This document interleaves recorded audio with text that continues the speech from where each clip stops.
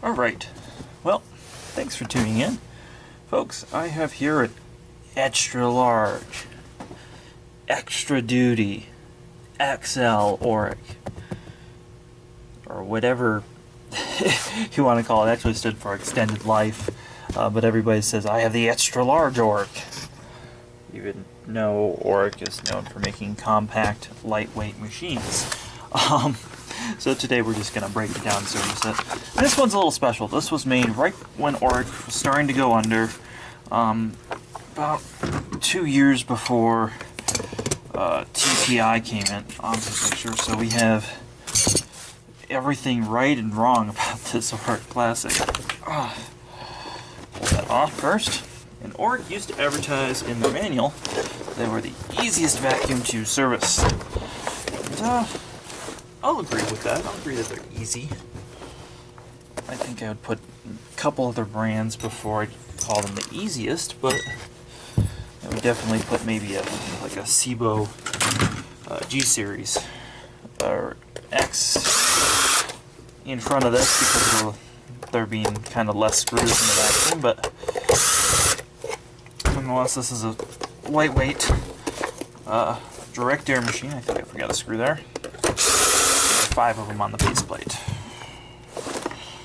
Apparently I can't count because I did get that one. Alright. And this one's pretty clean. This one doesn't even need to be washed. That's how clean this machine is. So the first thing when you are servicing one of these to look for is brush roller play. Notice there is a lot of it. Then, once you've established there's brush roller play, you want to see the cause of it. You want to look around the base. You want to make sure there are no cracks around there. You can see right here the worn little groove from the brush roller moving. So that's going to be remedied real easily.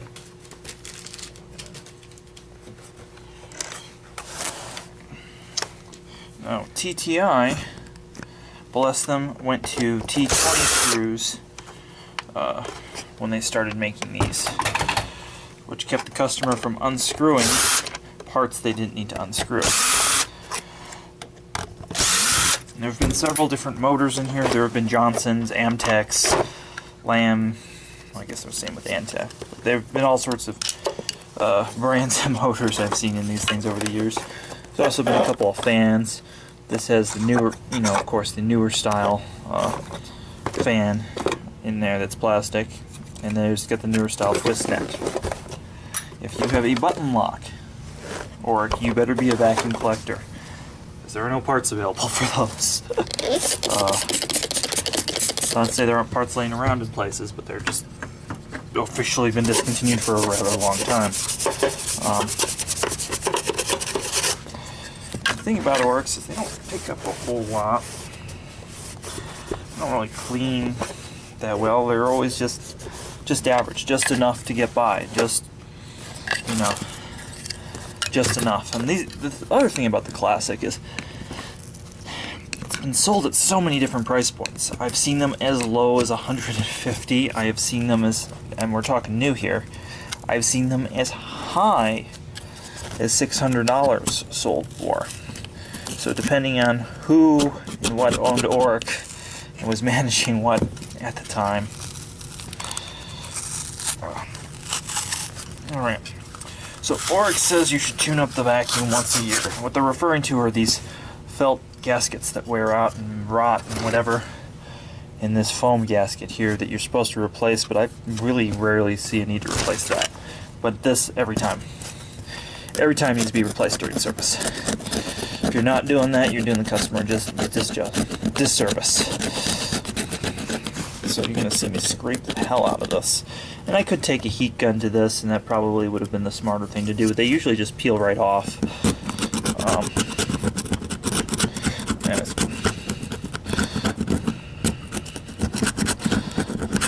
just going to quickly scrape this. Yeah, I haven't done a video on one of these because they're boring. This is a boring vacuum. There's nothing special going on. There are a lot of them. In fact, you could probably have 500 different colors and variants of the same basic machine. I know I've seen hundreds of variants over the years, just in the small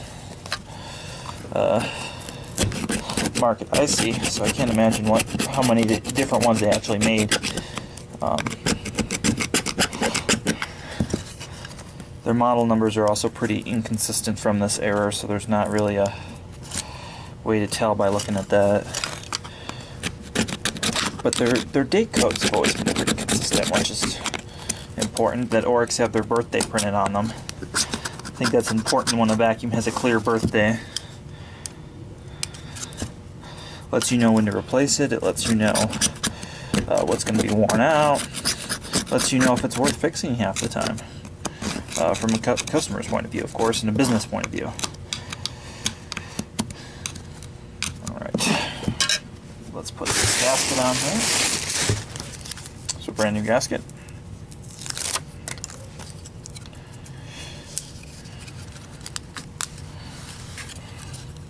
And often I wash this, but again, this one's really clean, so we're just going to wipe it down. And sometimes I wash this whole base. But I'm doing the video on the clean, boring one, the average Oreck that I see. Alright. The thing that I think a lot of people miss or don't understand is that, let's bring the camera in a little closer, is that these screws here, they wiggle loose and should be retorqued.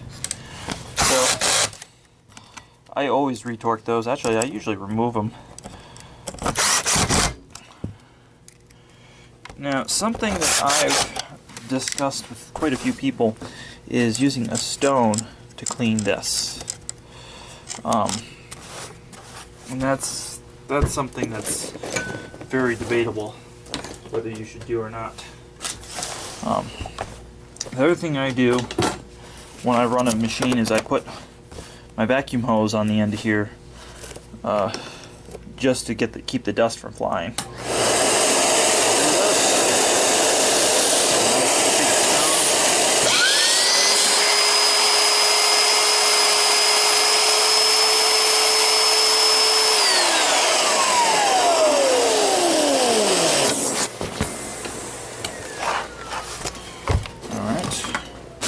Now we're going to put the new brush roller on, and these should be changed every 2 to 4 years. Being a wooden brush roller, you can see the difference there.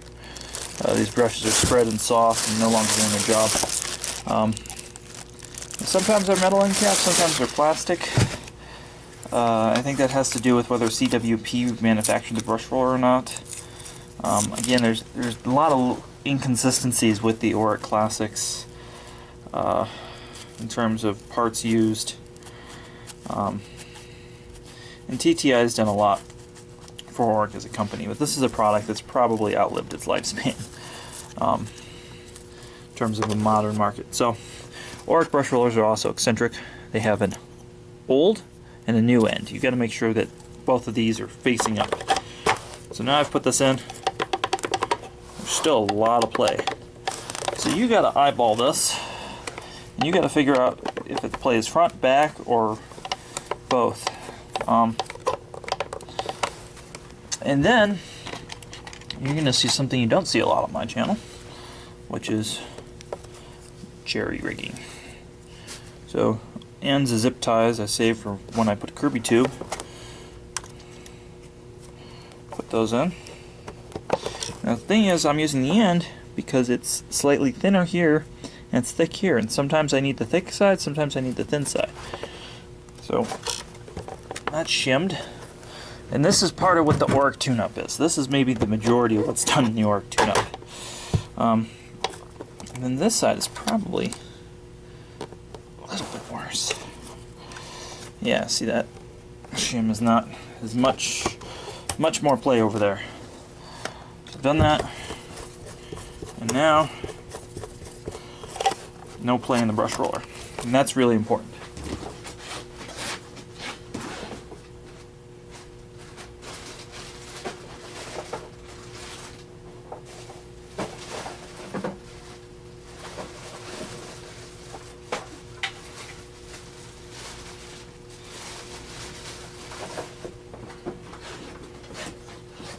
I think another overlooked thing is using the genuine vacuum belts a lot of times.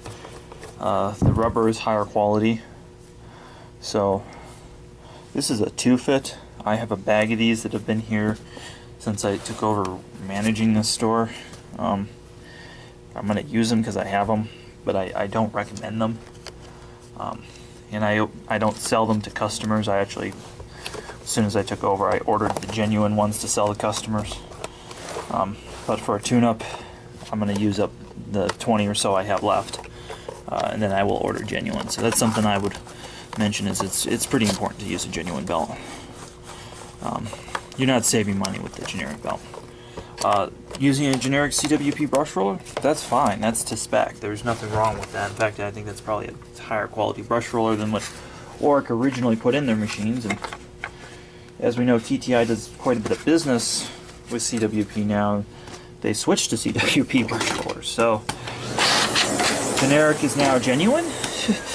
Is the best way I can put that. It's just like with a Kirby brush roller, CWP is Kirby, so you're doing genuine when you order non-genuine. Right. It's important to push on the gasket / bumper when you're doing this, so the bumper doesn't bow off.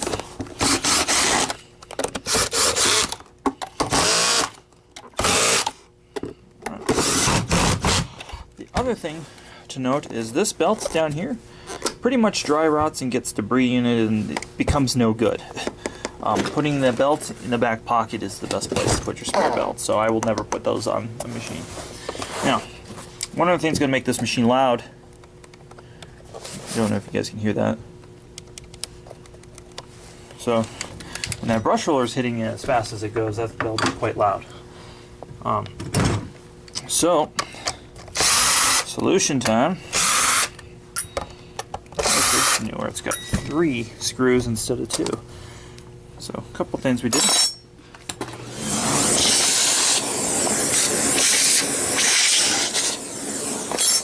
They call these ingest bars. The idea is that this keeps the electrical cord from getting sucked up into the fan, since this is a direct air machine. So I'm just going to take a little bit of pressure, and I'm going to form them so that when this goes on, there we go. So I have now reformed the ingest bars, which is a fancy way of saying a dent, so they're not going to be loose. Slightly lower torque on this part. Now, some dealers will finish the bottom off with like a silicone food grade lubricant to make it slide across the floor easier. The problem with that is that it attracts a lot of dirt and dust, and basically makes the vacuum worse at the end of the day. I don't recommend that. I've worked at dealers that insist upon doing that. Again, I just don't recommend doing that. I will, of course, oil the wheels. Some of them have lights, some of them don't. There's just different types of lights over the years. So that's complicated. If you're wiring up an Oreck motor, always look at the wiring diagram that came with it. Alright. So one thing that's often overlooked is to clean these guys, or replace them if need be. And they should be cleaned with furniture polish. And what that does is that preserves the gasket. And that's all that holds the handle from moving around. So if the handle gets loose, it's because the gasket has gotten broken or dirty, and this has gotten dirty, so it can't lock into place properly. So I always take a brush and get inside those. And there we go. There's that.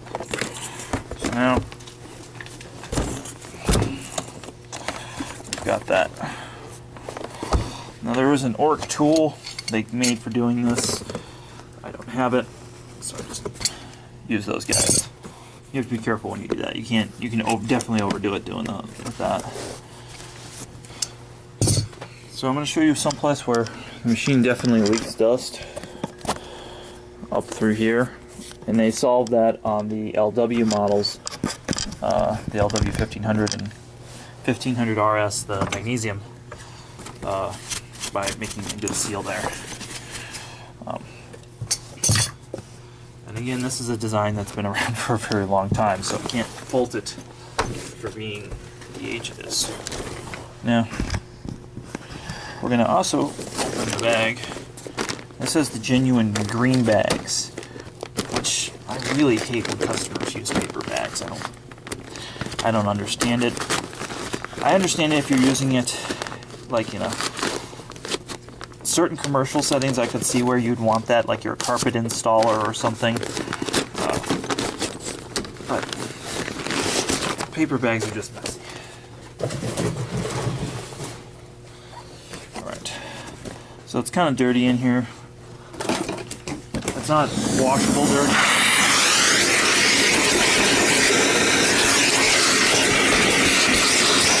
It's a dusting brush in this one.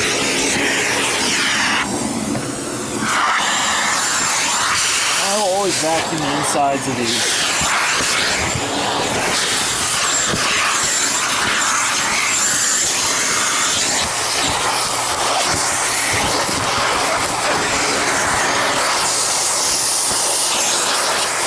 And wash them if they're necessary, but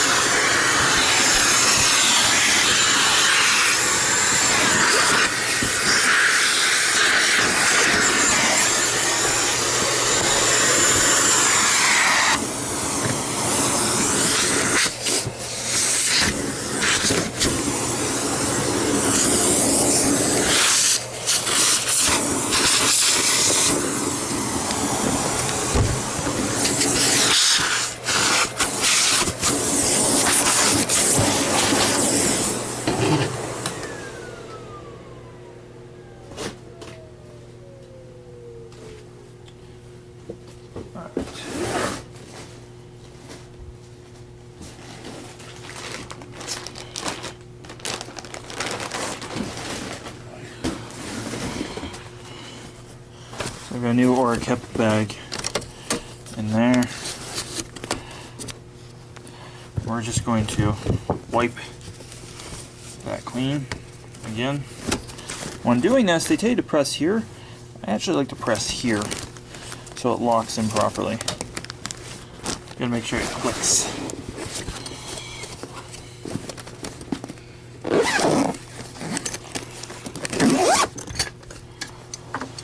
Just see how fast these are out of service. So if you get a line of all Oreck vacuums, see that maybe you could do 10 in a day, or maybe you'll do 15 or 20.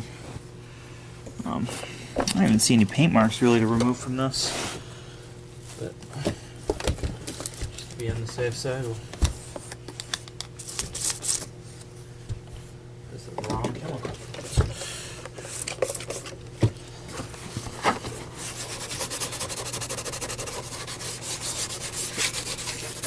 Couple of paint marks, not very many. Again, this is a pretty clean machine.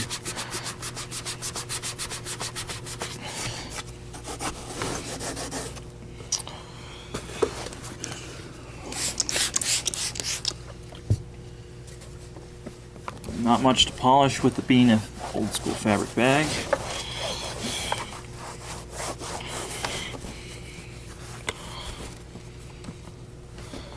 Now the handle's a little loose. These two screws up here we're going to torque.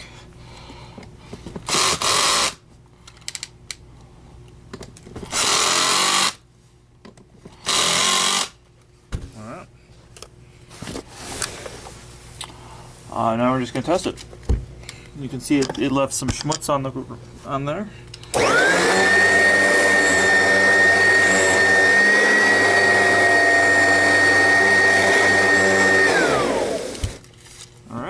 Working. So I'm going to explain what this is. Alright, so we have a date code. The date code is 10/2/17. So what that means is 2010, 217th day manufactured. W, warranty. 3-year warranty, 10-year housing warranty. So the plastic housing is actually still under warranty.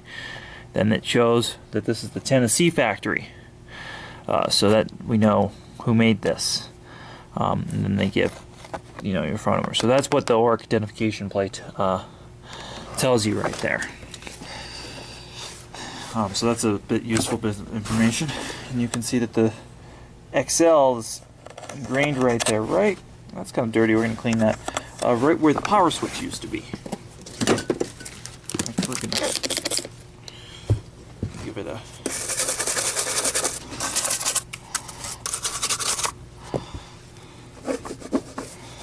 There we go. So that is an Oreck Classic service. And that's what we expect every time you see one of these Oreck Classic services in for service to get done. As always, please thumbs up the video. Whatever device you're using, take the time to do that. I know that YouTube's not making that easy. Definitely subscribe.